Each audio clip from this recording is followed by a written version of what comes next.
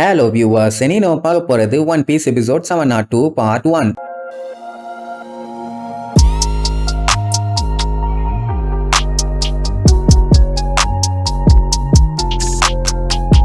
Open பண்ணா spider மைல்ஸ்ங்கிற ஒரு இடத்த காட்டுறாங்க. 16 வருஷத்துக்கு முன்னாடி தான், இன்னும் பிளாஷ்பேக்கை விட்டு வெளியில வரல. டோஃப்ளமிங்கோ ஒயிட் டவுனை பத்தி ஒரு புக்ல தெளிவா படிச்சுட்டு நல்லா கொரட்டை விட்டு தூங்கிட்டு இருப்பான். அப்போங்கும்போது அவனுக்கு கனவுல ஒரு சின்ன நைட்மேர் மாதிரி வரும். அவங்க எல்லாம் இதுக்கு முன்னாடி செலஸ்டியல் டிராகனா இருந்தவங்க, அவங்கள விடாதீங்க, அவங்கள கொன்னா கூட நேவி ஆளுங்க எதுவும் பண்ண மாட்டாங்க, விடாதீங்க விடாதீங்கன்னு அப்படியே கெட்டி தொங்க விட்டு கீழே கொளுத்தி விட்டுருவானுங்க. எல்லாருக்கும் அவனுக்கு மேல கொலை வெறி. பின்ன செலஸ்டியல் டிராகன்ஸ் எல்லாம் மனுஷங்களை என்ன நார்மலாவா நடத்துறானுங்க, குப்பையை விட கேவலமா நடத்துறானுங்க. அப்படி இருக்கும்போது கடுப்பு இருக்கத்தானே செய்யும். சோ சைக்கோத்தனமா சுத்தியில வச்சு அவங்க எலும்பு எல்லாத்தையுமே உடைச்சு ஆயிரக்கணக்கில் ஏரோஸை யூஸ் பண்ணி அவங்க பாடி எல்லாத்தையுமே ஓட்டையாக்கி அப்படி கொல்லணும் இப்படி கொல்லணும்னு ஆளாளுக்கு வெரைட்டியா கொல்றத பத்தி பேசுவானுங்க. பாவம் டோஃப்ளமிங்கோவும் அவன் தம்பியும் அந்த டைம் ரொம்ப சின்ன பசங்க. அவங்க சும்மா சாகக்கூடாது, துடிச்சு சாகணும் அப்படி இப்படின்னு ஏகப்பட்ட பேர் பயங்கரமா பேசுவாங்களா. உடனே டோஃப்ளமிங்கோட அப்பாவோ, டே நான் சொல்றத கொஞ்சம் கேளுங்கடாம்பா. ஆனா அவங்க கேட்கற மாதிரி இல்ல, கதறுவாங்க. என்னன்னா கூட்டத்துல இருக்க ஒருத்தருக்கு 2 பசங்க, ஒருத்தனுக்கு 5 வயசு, இன்னொருத்தனுக்கு 2 வயசு தான். ஆனா செலஸ்டியல் டிராகன் நடந்து போற பாதையில போயிட்டான்னு கொன்னுட்டானுங்க.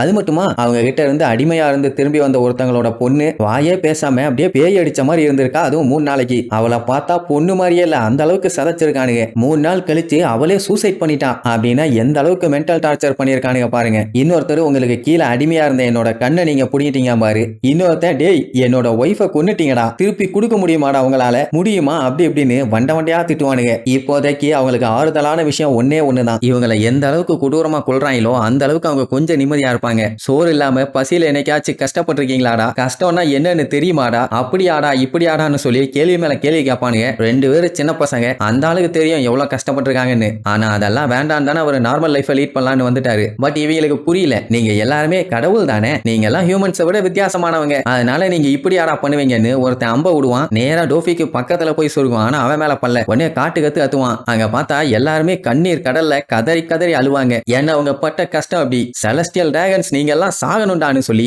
அம்புட்டு வெறியில அத்தனை பேரும் காட்டுத்தனமா கத்துவாங்க. அந்த இடமே அதிரும். அவ்வளவு கொடுமை நடந்திருக்குது. அப்போ ஒரு அம்பு நம்ம டோஃப்ளமிங்கோவை நோக்கி வரும். டப்புன்னு எந்திரிச்சிருவான். இது ஆக்சுவலா கனவு தான், ஆனா உண்மையிலேயே நடந்த சம்பவம். அவனுக்கு அப்படியே பயங்கரமா வேர்த்து ஊத்தும். டெய்லியுமே இப்படித்தான் நைட் மேரா வந்துட்டு இருக்குது போல. ஆல்ரெடி நம்ம இருக்கிறதே பிளாஷ்பேக், அந்த பிளாஷ்பேக்குள்ள ஒரு பிளாஷ்பேக். கொய்யால உங்க அட்டுவலியா தாங்க முல்லடா. அந்த டைமுங்கும் போது போன் வரும். கண்ணாடி எடுத்து மாட்டிட்டு சரக்கு எடுத்து குடிச்சுக்கிட்டு நேரா போன் எடுப்பான். இந்த மாதிரி எல்லாம் சொருகிட்டாங்கிற மேட்டரா தான் சொல்லுவானுங்க. இந்த வர்றேன்னு சொல்லிட்டு பாட்டில உடச்சிட்டாங்க இருந்து கிளம்புவான். அப்படியே அங்க கட் பண்ணி ஒரு 33 வருஷத்துக்கு முன்னாடி மரி ஜாய்ஸ்ங்கிற அந்த ஹோலி லேண்ட காட்டுறாங்க. நல்லா பால் பொங்கும் வெள்ளை நிறத்துல பொங்கி வழியுது. அப்பதான் டோஃப்ளமிங்கோட ஃபாதர், இந்த மாதிரி எனக்கு இந்த செலஸ்டியல் டிராகன் போஸ்டிங்கே வேண்டாம், நான் யாருக்கும் கடவுளா இருக்க விரும்பல, சோ நான் ஹோமிங் பண்ணிக்கிறேன், அதாவது நார்மல் லைஃப் லீட் பண்ணிக்கிறேன், இந்த ஸ்டேட்டஸ் எல்லாம் வேண்டாம், நான் பிறந்தது ஹியூமனா, அதே ஹியூமனாவே வாழ்ந்துட்டு போயிடுறேங்கிற மாதிரி ஒரு நல்ல எண்ணத்துல தான் சொல்லுவாரு. ஆனா அங்க இருந்த செலஸ்டியல் டிராகன்ஸ் எல்லாம், நீங்க போணுமா வேண்டாம், நீங்க அப்படி இப்படி, ஹியூமன்ஸ் எல்லாம் துரோகிங்க, அவங்க அதை பண்ணுவாங்க இதை பண்ணுவாங்கன்னு எவ்வளவோ பேசி பாப்பானுங்க. ஆனா அவருக்கு அதை பத்தி எல்லாம் கவலையே இல்ல. ஹியூமன்ஸ் எல்லாம் ரொம்ப நல்லவங்க, அவங்களோட வாழ்ந்தாலே போதும், சாட்டிஸ்பாக்சனோட வாழலாம் அப்படி இப்படின்னு சொல்லுவாரு. ஆனா சின்ன பையனா இருக்க அந்த டோஃப்ளமிங்கோக்கு சுத்தமா புரியல. ஏன் அப்படி டேடி பண்றாருன்னு சொல்லிட்டு அப்படியே பேந்த முழிப்பான். அதுக்கப்புறம் அவங்கள நார்த் சைடோட எண்டில் கொண்டு வந்து விட்டுருவாங்க. அதுக்கு மேல அவனுங்க வரவும் மாட்டானுங்களாமா. ஏன்னா இதுக்கப்புறம் கவர்மெண்டோட ஆளுங்க யாருமே கிடையாது. சோ அதனாலேயே அவங்களுக்காக அந்த இடத்துலயே சொத்து, அப்புறம் தேவைப்படுற சில பல ஐட்டங்கள் எல்லாத்தையுமே வாங்கி கொடுத்து இங்கே தங்கிங்கன்னு சொல்லிட்டு அவங்ககிட்ட இருந்த செலஸ்டியல் டிராகனுங்கிற ஐடி சிப்ஸையுமே கலெக்ட் பண்ணிடுவாங்க. சும்மா சொல்லக்கூடாது, அதுக்கப்புறம் கூட ஒரு பெரிய பேலஸ் கொடுத்துருப்பானுங்க, ஏகப்பட்ட நிலம் கொடுத்துருப்பாங்க, போட்டி நிறைய காசா கொடுத்துருப்பானுங்க. டோஃப்ளமிங்கோட அப்பா, இந்த இடத்துலயே நம்ம நிம்மதியான வாழ்க்கையை லீட் பண்ணுவோம், எந்த ஒரு பிரச்சனையும் இருக்காதுன்னு சொல்லிட்டு உள்ள போனா உள்ள ஒரு ஈக்காக்கா கூட இல்ல. உடனே கோரோசோன் என்ன பண்ணுவான், வாங்க டேடி நம்ம போய் அடிமைகளை வாங்கிட்டு வருவோம், நமக்கு சேவை பண்ண யாருமே இல்லன்னு சொல்லிட்டு அந்த பொட்டிக்குள்ள இருக்க தங்க எல்லாத்தையுமே பொட்டிட்டு இருப்பான். அவரும் சரி பயிலுக படிப்படியா புரிஞ்சுக்குவானுங்க நினைச்சு எல்லாத்தையுமே முதல்ல இருந்து சொல்லி கொடுப்பாரு. ஆனா அவரு நினைச்ச மாதிரி இல்ல. டோஃப்ளமிங்கோக்கு நார்மல் மனுஷங்க மாதிரி ட்ரெஸ் போட்டு விட்டா இதெல்லாம் ஒரு ட்ரெஸ்ஸாடா, அடிமைகள் போடுற மாதிரி இருக்குது, எனக்கு இதெல்லாம் வேண்டாம்னு சொல்லி கலட்டி வீசுவான். அவர் அப்பவுமே பொறுமையா சொல்லுவாரு, நம்ம மரி ஜாய்ஸ்ல நம்மளோட லைஃபை நல்லா ரிச்சா பயங்கரமா தான் வாழ்ந்தோம், ஆனா ரிச்சா இருந்தா எல்லாமே கிடைச்சிடாது, இது எல்லாமே இதயம் சம்பந்தப்பட்டது ராக்கண்ணா, அதனால புரிஞ்சுக்கோன்னு சொல்லி அட்வைஸ் பண்ணுவாரு. அவனுக்கு சுத்தமா புரியல. சார் ரைட்டுன்னு நேரா கடைக்கு போய் பழம் வாங்க போவாரு. கடைக்காரர் பார்த்துட்டு, என்னப்பா புது ஆளா இருக்க, இதுக்கு முன்னாடி உன்னை நான் இங்க பார்த்ததே இல்லாமரா, நான் இப்பதான்ப்பா மரி ஜாய்ஸ்ல இருந்து ரீசெண்டா இங்க மூவ் பண்ணி வந்தேன், என் பேரு டான் கிஹோட்டி ஹோமிங் அப்படின்னு சொன்ன உடனே சுத்தி இருக்க அத்தனை பேருமே ஷாக் ஆயிருவாங்க.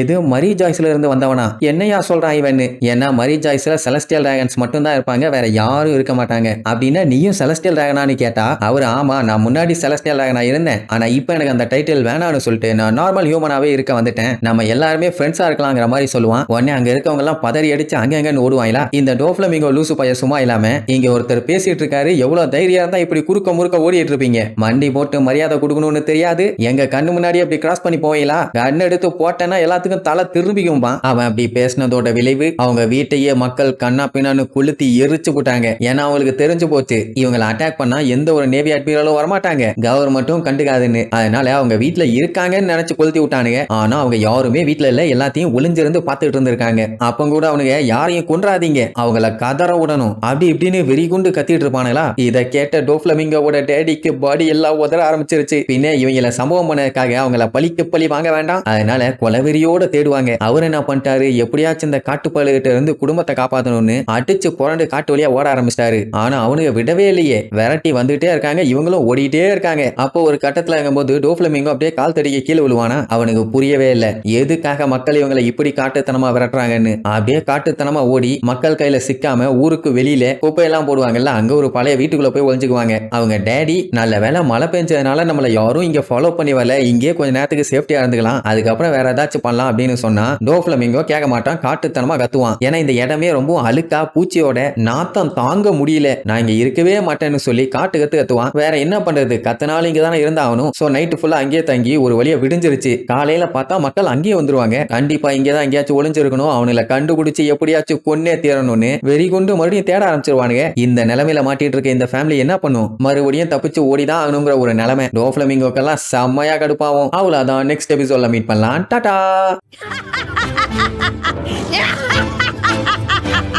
Yeah!